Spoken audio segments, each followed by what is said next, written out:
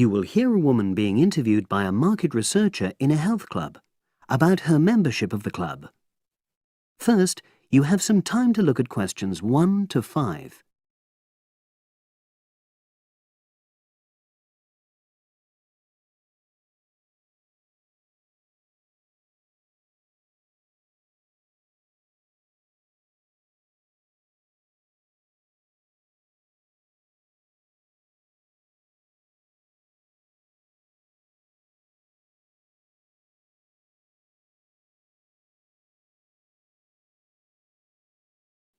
Now we shall begin. You should answer the questions as you listen, because you will not hear the recording a second time. Listen carefully and answer questions 1 to 5. Oh, excuse me. I wonder if you'd have the time to take part in some market research. What's it about? About this club and your experiences and opinions about being a member. It'll take less than 5 minutes. Oh, OK then, as long as it's quick. Can I start by taking your name? It's Selina Thompson. Is that Thompson? Yes. Okay, great. Thanks. And what do you do for a living? Well, I'm an accountant, but I'm between jobs at the moment. I understand. But that's the job I'll put down on the form. And would you mind my asking which age group you fall into? Below 30, 31 to 50, and above? Over 50, I think we can safely say. Great, thanks. And which type of membership do you have? Sorry, I'm not sure what you mean. Do you mean how long? No, is it a single-person membership? Oh, right, no, it's a family membership. Thanks. And how long have you been a member? Ooh, let me see. I was certainly here 5 years ago, and it was probably 2 to 3 years more than that. Shall I put down 8? Oh, I remember now. It's 9, definitely. Sorry. No problem. I've got that. And the last question in this first part is, what brought you to the club? Sorry? How did you find out about the club? Did you see any ads? Well, I did actually, but I have to say I wasn't really attracted to the club because of that. It was through word of mouth. So you were recommended by a friend? Actually, my doctor. I'd been suffering from high blood pressure, and he said the club was very supportive of people with that condition, so I signed up. Great, thanks. Before you hear the rest of the conversation, you have some time to look at questions 6 to 10.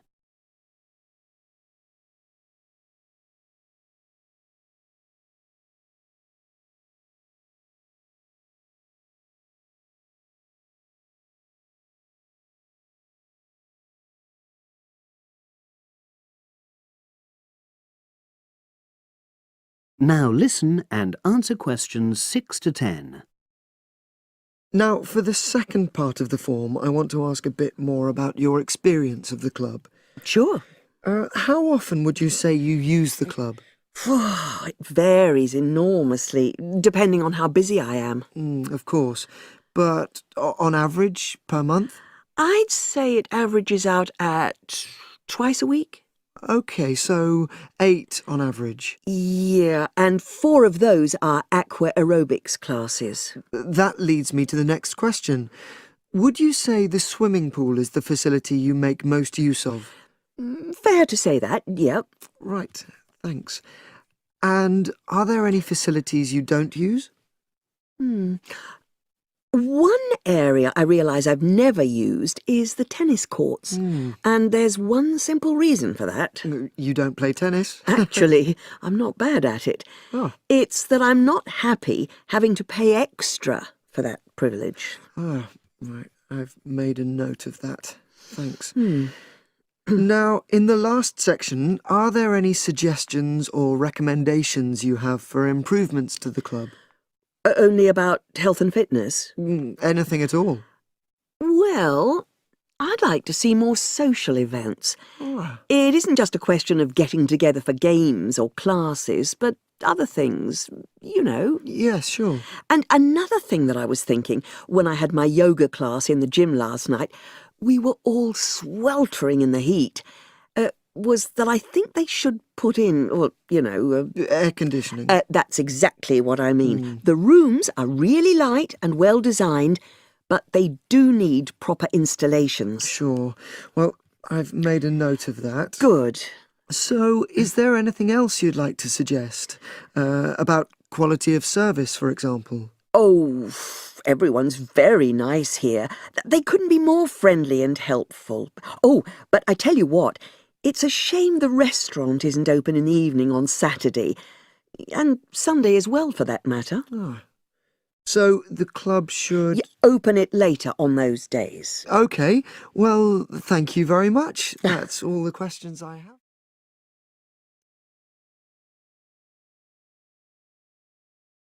That is the end of part 1. You now have half a minute to check your answers.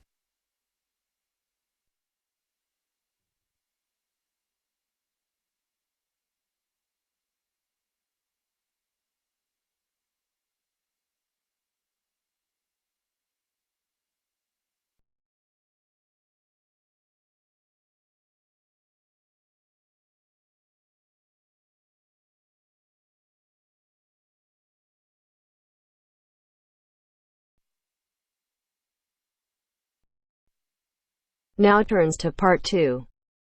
Part 2. Listen to the guided tour commentary and answer questions 11 to 20. You now have some time to read questions 11 to 20 first.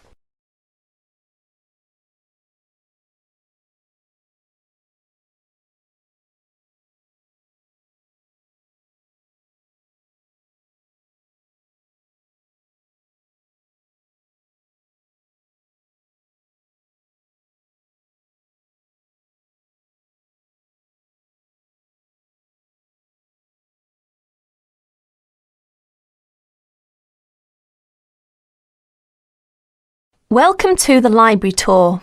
We'll begin our tour of this level of the library here at the entrance. Then we'll go in a clockwise direction. So, first of all, over here on the left, next to the entrance, is a touchscreen information service. These computers can be used at any time to get general information about the library and how it works. In front of the touchscreen information service are the catalogues. As you can see, it's a computerised catalogue system and it's very easy to use. The catalogues are linked up to the other libraries at the university, so make sure you check which library a book is in when you are trying to locate a particular item. Next, along here on the left, we have the circulation desk for borrowing and returning books. The returns area, the place for returned books and other items, is at the end of the circulation desk, near closed reserve. Closed reserve, as most of you probably know, is a collection of books that are in high demand, so they are on restricted circulation. If a book is on closed reserve, you can only borrow it to use within the library for 3 hours at a time.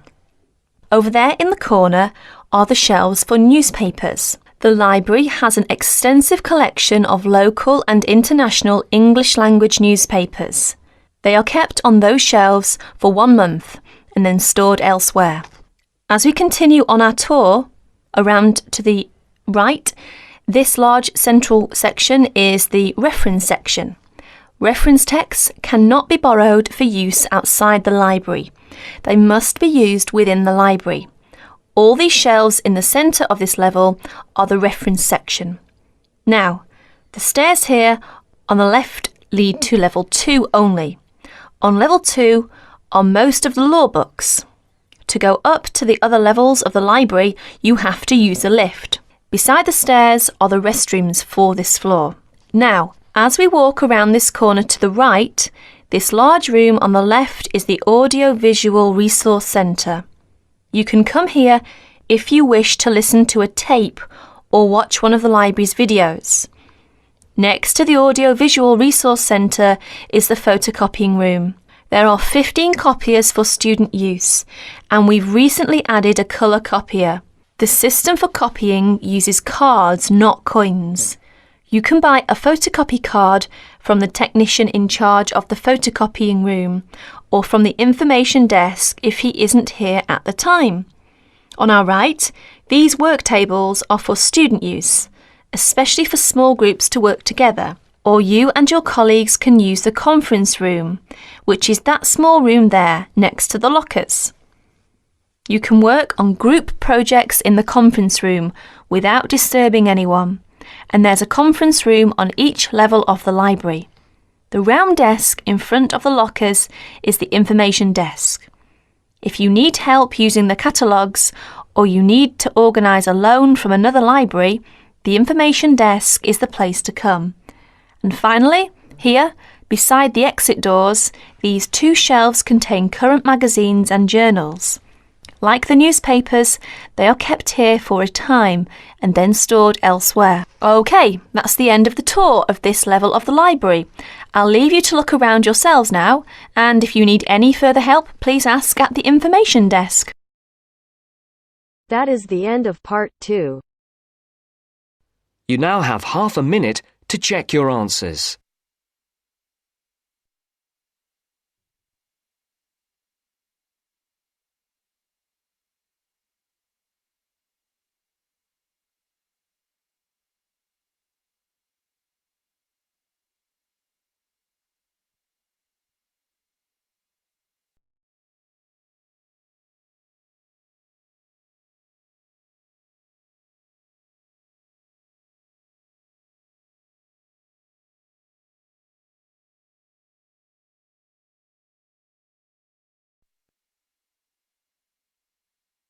Now turns to part 3.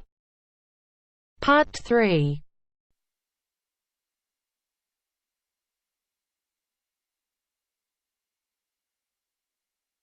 Now turns to part 3. Part 3. You will hear Peter Walsh being interviewed for a job. Listen and choose the correct answer for each question. First, you have some time to look at questions 21 to 25.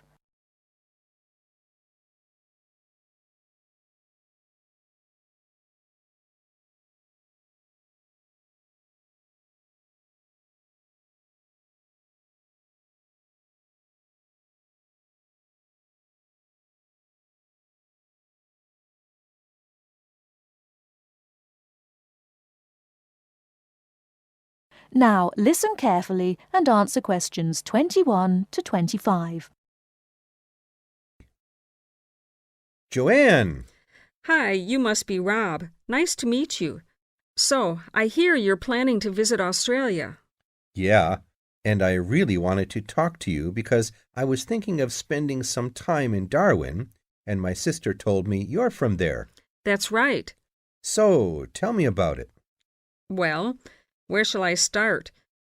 Well, Darwin's in what they call the top end, because it's right up at the northern end of Australia, and it's quite different from the rest of Australia in terms of cultural influences. In fact, it's nearer to Jakarta in Indonesia than it is to Sydney, so you get a very strong Asian influence there. That means we get lots of tourists. People from other parts of Australia are attracted by this sort of international cosmopolitan image. And as well as that, we've got the same laid-back atmosphere you get all over Australia. Probably more so, if anything, because of the climate. But what a lot of the tourists don't realize until they get there is that the city's also got a very young population. The average age is just 29, and this makes the whole place very buzzy. Some people think that there might not be that much going on as far as art, music, dancing, and so on are concerned, because it's so remote. I mean, we don't really get things like theater and opera in the same way as cities down in the south, like Sydney, for example, because of the transport expenses. But in fact, what happens is that we just do it ourselves. Lots of people play music, classical as well as pop, and there are things like artist groups and writers groups and dance classes. Everyone does something. We don't just sit and watch other people. You said it's very international. Yeah, They say there are over 70 different nationalities in Darwin. For instance, there's been a Chinese population there for over 100 years. We've even got a Chinese temple. It was built way back in 1887, but when a very bad storm, a cyclone in fact, hit Darwin in the 1970s, it was almost completely destroyed. The only parts of the temple that survived were part of the altars and the stone lions, but after the storm, they reconstructed it using modern materials. It's still used as a religious center today, but it's open to tourists too, and it's definitely worth going to see it. Oh, and as far as getting around goes, you'll see the places that advertise bicycles for hire, but I wouldn't recommend it. A lot of the year, it's just so hot and humid. Some tourists think it'll be fine because there's not much in the way of hills and the traffic's quite light compared with some places, but believe me, you're better off with public transport. It's fine and not expensive. Or you can hire a car, but it's not really worth it. What's the swimming like? Well, there are some good beaches, but the trouble is that there's this nasty creature called the box jellyfish, and if it stings you, you're in bad trouble. So you have to be very careful most of the year, especially in the winter months. You can wear a lycra suit to cover your arms and legs, but I wouldn't like to risk it even so, personally. And there are the saltwater crocodiles, too. I mean, I don't want to put you off. There are protected swimming areas netted off where you'll be safe from jellyfish and crocs, or there are the public swimming pools. They're fine, of course. Before you hear the rest of the talk, you have some time to look at questions 26 to 30.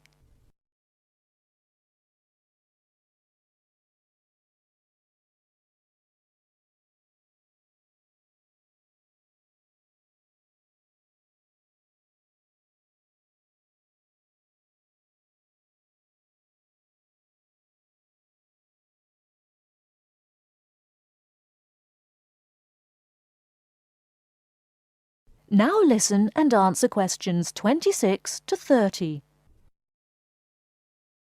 And answer the questions. Please sit down, Mr. Walsh. My name's Jane Swain, and I'm the personnel manager. Hello, how do you do? Now, this is just a short preliminary interview. I'd like to chat about your present job and what you've done up till now. Yes, of course. Well, could you tell me how long you've had your present position in Weston's? It is Weston's, isn't it? Yes, that's right. I am not sure. Let's see. I left university in 2005. Is that right? Yes, 2005. Then I was unemployed for about 3 months. And then I traveled round America for a few months. So, yes, it must be about 3 years now, in fact. Yes. And have you any particular reason for wanting to change jobs? I mean, why do you want to move? Well, I actually like my present job and still find it interesting and stimulating. The salary's okay, so it's nothing to do with money, though you can always do with more. I suppose the thing is that I'm really very ambitious and keen to get promoted, so that's the real reason. You say you like your job. Can you tell me what aspect you like most? Oh, my dear, that's difficult. There are so many things. The other people are great. There's a good cooperative atmosphere. I mean, among the staff, and compared to other companies, the conditions are great. I mean, the office itself and the working conditions. And then there's the fact that they give me lots of room for initiative and let me make decisions. You know, that's what I really like most about the job. Yes, well, we're looking for someone like that. You know, someone who isn't a clock watcher and who isn't too concerned about working fairly long hours. Oh, I don't mind that. I'm used to it. And what about your education? You went to Manchester University, didn't you? Yes. After leaving school, I started a diploma course in design, but I decided to give it up and did an arts degree at university instead. Good. And have you done any courses since?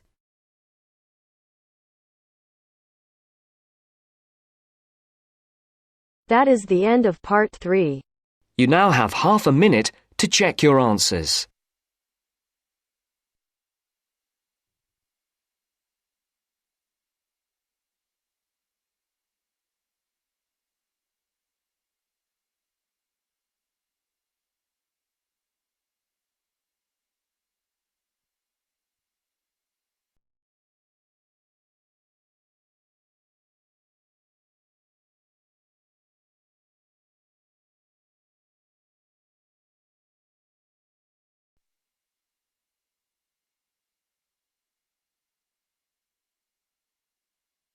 Now turns to part 4. Part 4. You will hear a postgraduate psychology student talking to other students about a job satisfaction study he has investigated. Before you listen, you have some time to look at questions 31 to 40.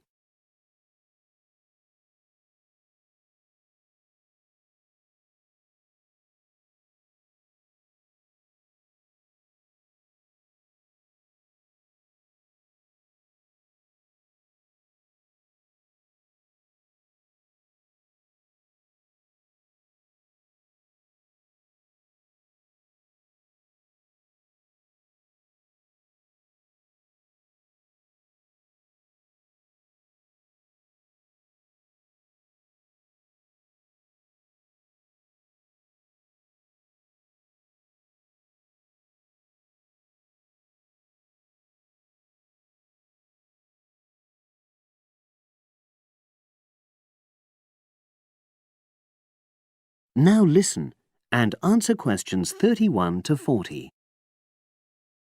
Good morning, everyone. For my presentation today, I'm going to report on an assignment that I did recently. My brief was to analyze the methods used in a small study about job satisfaction, and then to make recommendations for future studies of a similar kind. The study that I looked at had investigated the relationship between differences in gender and differences in working hours and levels of job satisfaction amongst workers. For this purpose, employees at a call center had been asked to complete a questionnaire about their work. I'll summarize the findings of that study briefly now. First of all, female full-time workers reported slightly higher levels of job satisfaction than male full-time workers. Secondly, female part-time workers reported slightly higher levels of satisfaction than female full-time ones did. On the other hand, male part-time workers experienced slightly less job satisfaction than male full-time workers. But although these results seemed interesting and capable of being explained, perhaps the most important thing to mention here is that in statistical terms, they were inconclusive. Personally, I was surprised that the findings hadn't been more definite, because I would have expected to find that men and women, as well as full and part-time workers, would experience different levels of satisfaction.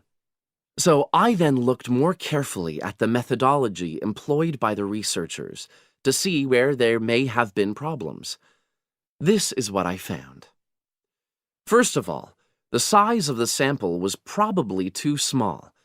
The overall total of workers who took part in the survey was 223, which sounds quite a lot, but they had to be divided up into subgroups. Also, the numbers in the different subgroups were unequal.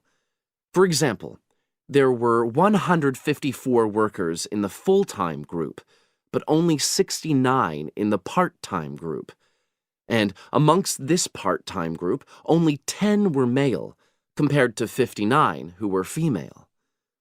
Secondly, although quite a large number of people had been asked to take part in the survey, the response was disappointingly low. A lot of them just ignored the invitation. And workers who did respond may have differed in important respects from those who didn't. Thirdly, as the questionnaires had been posted to the call center for distribution, the researchers had had very limited control over the conditions in which participants completed them. For instance, their responses to questions may have been influenced by the views of their colleagues.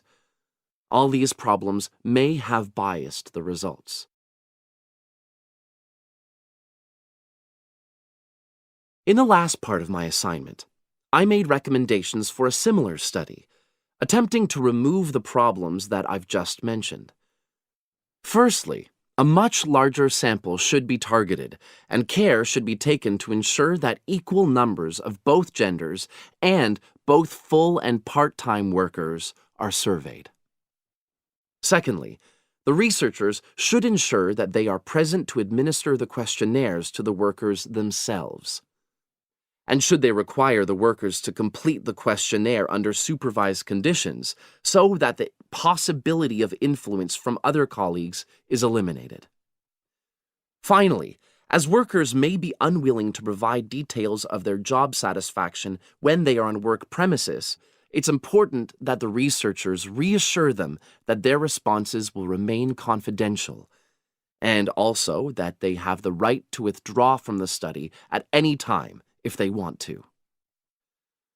By taking measures like these, the reliability of the responses to the questionnaires is likely to be increased, and any comparisons that are made are likely to be more valid. So, that was a summary of my assignment. Does anyone have any questions? That is the end of part 4. You now have half a minute to check your answers.